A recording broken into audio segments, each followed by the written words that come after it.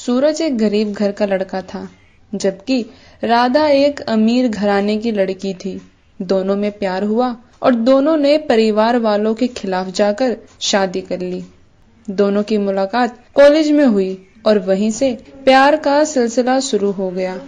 सूरज बहुत नेक दिल का इंसान था, जिस वजह से राधा को सूरज से प्यार हो जाता है। राधा, तुम समझो मेरी बात को। तुम अमीर घर की हो और मैं गरीब घर का। तुम मेरे घर में एडजस्ट नहीं कर पाओगी। प्यार तो ठीक है, लेकिन बाद में तुम्हें मेरे साथ रहने में दिक्कत होगी। मैं इसलिए तुम्हें समझाने की कोशिश कर रहा हूँ। प्लीज समझो मेरी बात को।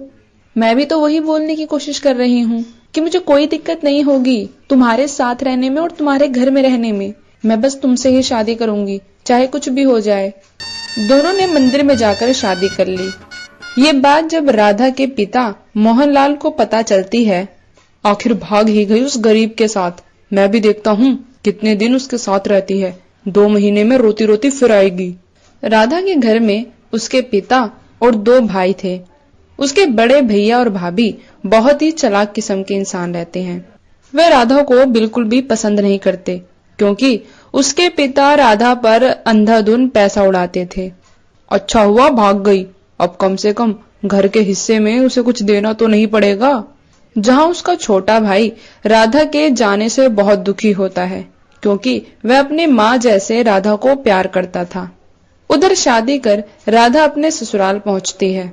अरे आओ बहू, तुम्हारा स्वागत है हमारे गरीब खाने में। बहू, तुम हमारे साथ रह तो पाओगी ना इस छोटे से घर में?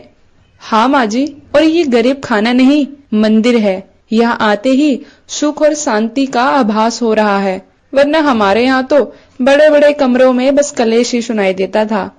कुछ ही समय में राधा ने अपने ससुराल वालों का दिल जीत लिया। 2 साल हो गए, लेकिन वह अपने मायके वालों से मिल नहीं पाई।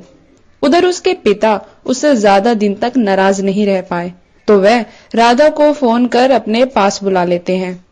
वह आखिर में 2 साल बाद अपने मायके जाती है। राधा अपनी सास से आज्ञा लेती है और अगले दिन अपने मायके पहुंच जाती है।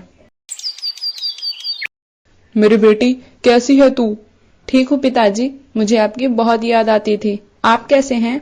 मैं भी ठीक हूँ बेटी, मैंने तुझे बहुत याद किया।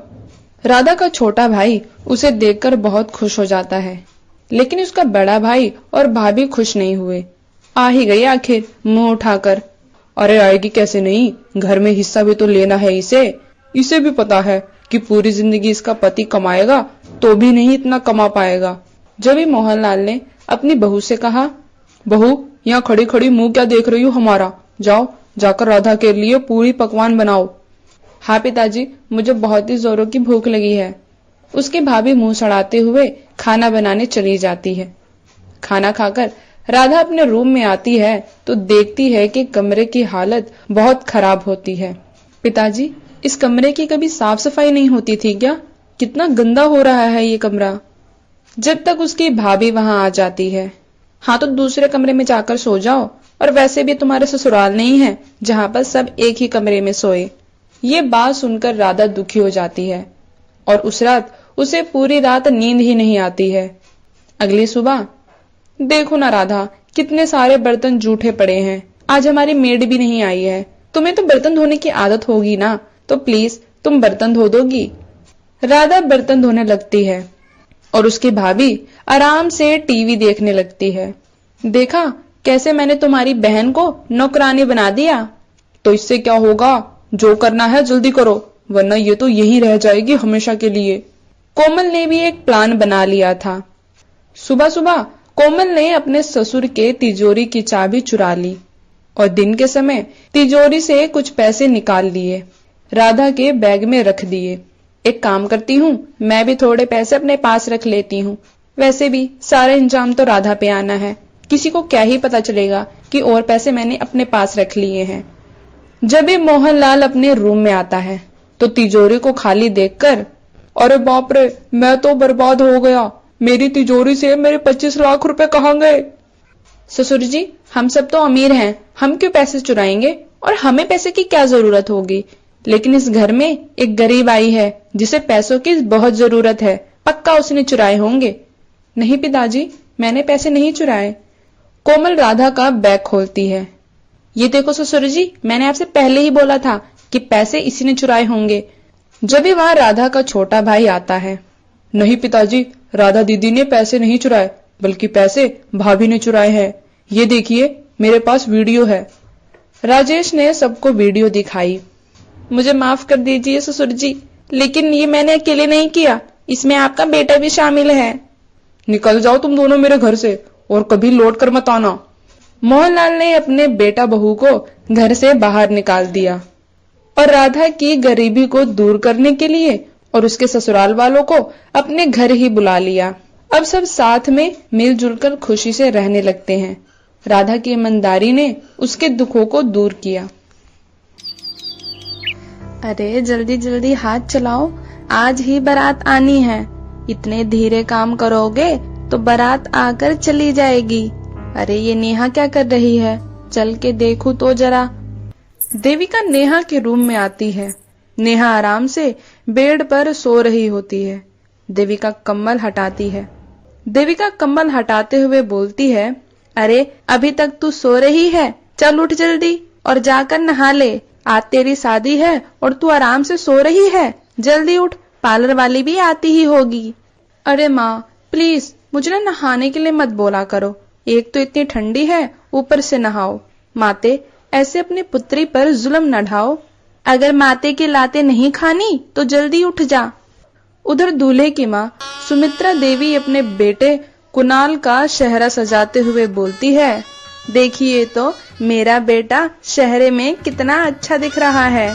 अरे हाँ भाग्यवान, तुम्हारा ये सब खत्म हो गया हो तो थोड़ा जल्दी करो, बाहर सब इंतजार कर रहे हैं। सब बारात लेकर जाते हैं और शादी बहुत ही धूमधाम से हो जाती है।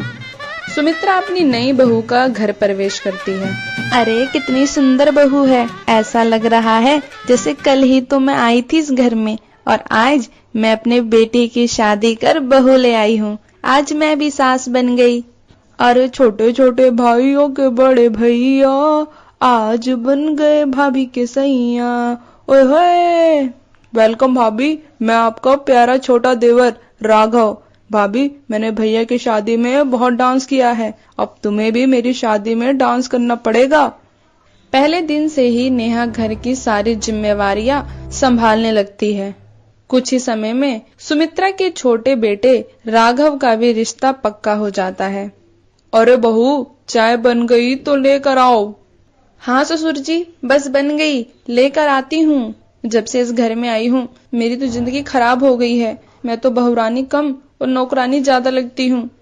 ये लीजिए गर्मा गर्म चाय। हाँ बहू ला। और हाँ, एक खुशखबरी है, राघव की शादी पक्की हो गई है इसी दिसंबर में। दिसंबर का नाम सुनकर नेहा बहू के मुंह पर 12 बज जाते हैं। देवर जी की भी शादी दिसंबर में ही करनी थी। एक तो इतनी ठंड है, पता नहीं सब कैसे होगा। ठंड अब बढ़ने लगी थी और शादी भी अब नजदीक आने लगी थी। रिश्तेदार भी आने शुरू हो जाते हैं। आओ रेखा दीदी, आने में कोई परेशानी तो नहीं हुई ना? अरे नहीं नहीं, आने में कोई परेशानी तो नहीं हुई, लेकिन राघव बेटा को बस स्टैंड पर भेज देते तो अच्छा रहता। खैर अब तो मैं आई ही गई हूँ। फिर कुछ रिश्तेदार और आ जाते हैं। नमस्ते मासी जी, नमस्ते चाचा जी। अच्छा बहू जा, चाय बनाकर लेकर आ, कितनी सर्दी हो रही है भाई, बिना चाय के तो मन बिल्कुल लग ही नहीं रहा। नेहा रसोई में जाती है। अरे ये क्या, पहले से ही इतने सारे बर्तन जूठे पड़े हैं, अभी नहीं धोऊं या चाय बनाऊं। नेहा बर्तन धोने लगती है। पानी इतना ठंडा होता है। अरे माँ, कितना ठंडा पानी है ये, मेरे तो हाथ ही जम गए। माँ जी को भी ना इसी महीने में शादी रखनी थी, यहाँ मेरा काम करके बुरा हाल हो गया है। अरे बहू, जरा पकोड़े भी बना दियो, चाय के साथ स्वाद ही आ जाएगा। ये लो, यहाँ चाय नहीं बन रही मुझसे और इन्हें अब पकोड़े भी खाने हैं। ऐसे ही कुछ दिन निकल जाते हैं और नेहा सभी रिश्तेदारों की खातिरदारी में ही लगी रहती है। फिर नेहा बोलती है, माँ जी ठंडे भर के लिए देवर जी की शादी टाल दीजिए ना। हाँ हाँ, क्यों नहीं, कल शादी है, यहाँ सारी बुकिंग हो गई है। टेंट वाले को, हलवाई वाले को, सबको पैसे भी दे दिए हैं और मैं तेरे कहने पर शादी टाल दूं? माँ जी, मुझसे अकेले ये काम नहीं होता, या तो फिर आप एक नौकर रख लीजिए। अरे हाँ, बहू सही बोल रही है, एक नौकरानी रख लेते हैं। अरे नहीं नहीं बहू रानी, तुम्हारे होते हुए नौकरानी की क्या जरूरत है। हाँ, दीदी बिल्कुल ठीक बोल रही हैं। पहले ही शादी का इतना खर्चा है, अब तेरे लिए नौकरानी कहाँ से लगाऊं मैं? इतने पैसे नहीं है मेरे पास। देख बहू, ससुराल की तेरी पहली शादी है, तो काम चोरी मत कर और जाके हल्दी की तैयारी कर। फिर वह कपड़े धोने लगती है। नेहा घंटों तक कपड़े ही धोती रह जाती है। अरे बहू, कपड़े नहीं धुले अभी तक? इतनी धीरे धीरे धोएगी तो कैसे चलेगा? शादी वाला घर है, थोड़ी फुर्ती से काम कर। बस माँ जी, हो गया, धो दिए हैं, अब बस खंगालना रह रहा है। ठीक है, धो ले। इसके बाद ये हल्दी पीसकर जल्दी तैयार कर, मुहूर्त का समय निकलता जा रहा है। जी माँ जी। कपड़े धोकर नेहा हल्दी पीसने लगती है और सिलबट्टा छूटकर उसके हाथ पर लग जाता है। माँ, मेरा हाथ। ठीक ही बोलती थी माँ कि ससुराल ससुराल ही होता है। मैं अपने घर पर एक ऑर्डर देती थी और माँ मेरे कमरे में खाना लेके आ जाती थी, और यहाँ मैं बहू से नौकरानी बन गई हूँ। जिसके बाद सब राघव को हल्दी लगाते हैं। चल आजा बहू, अब तू भी राघव को रज रज के हल्दी लगा दे। हल्दी मुबारक हो देवर जी। हल्दी की रस्म खत्म हो जाती है। अच्छा बहू, बहुत रात हो गई है, यहाँ की सारी सफाई करके ही सोने जाइयो, वरना सुबह काम और बढ़ जाएगा। नेहा रोते रोते सफाई करने लगती है। जब भी उसका पति वहां आ जाता है। क्या हुआ नेहा, तुम रो क्यों रही हो? रो नहीं तो और क्या करूं? एक तो देवर जी की शादी इस ठंडी में ही करनी थी क्या? ऊपर से मुझे अकेले ही सारे काम करने पड़ रहे हैं। माँ जी तो बस मुझे काम बताकर चली जाती हैं। मैंने एक भी फंक्शन एंजॉय नहीं किया है, और कैसे ही करूं? मैं तो हर टाइम काम ही करती रह रही हूँ। कभी बर्तन धो, कभी कपड़े धो, और इतने सारे लोगों के लिए खाना बनाओ। काम कर करके तो मेरे हाथ पैर भी सूज गए हैं अब। नेहा का दुख देखकर कुणाल अपनी माँ के कमरे में जाता है। दीदी, कितने अच्छे से सारे रस्म हो गए। लगता ही नहीं कि कल मेरे बेटे राघव की शादी है। माँ, मैं अंदर आ जाऊं? हाँ बेटा, आना। माँ, मैं सोच रहा था कि घर में एक नौकरानी रख लेते हैं। नेहा कब तक अकेले काम करेगी? देख रही हो दीदी, घर की पहली शादी है, बहू से वो भी काम नहीं हो पा रहा, और ऊपर से मेरे बेटे के कान और भर दिए। और मेरा बेटा भी वही है, जोरू का गुलाम, अपनी बीवी की बात सुनकर आ गया मेरे पास। अरे सही बोल रहा है कुणाल। सुमित्रा, तुम तो जानती ही हो कि शादी ब्याह के घर में कितने काम बढ़ जाते हैं, और कितने दिनों से नेहा बहू अकेले ही घर संभाल रही है। आखिर उसकी अभी उम्र ही क्या है? उस पर इतना सारा शादी की जिम्मेवारी डालना ठीक नहीं है। अपनी जेठानी की बात सुनकर सुमित्रा में अकल आ जाती है और वह नेहा के पास जाती है, जहां नेहा बुखार में भी खाना बना रही होती है। मुझे माफ कर दे बहू, मैंने बिना सोचे समझे एक तो इतनी ठंड में शादी रख दी, ऊपर से तुझ पे ही घर की सारी जिम्मेवारियां डाल दी।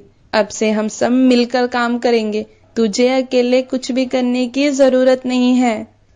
ये बात सुनकर नेहा की आंखों में आंसू आ जाते हैं और वह अपने सास को गले लगा लेती है। हेलो दोस्तों, ऐसी ही मजेदार वीडियो के लिए मेरे चैनल को सब्सक्राइब करें और वीडियो अच्छी लगे तो वीडियो को लाइक करें।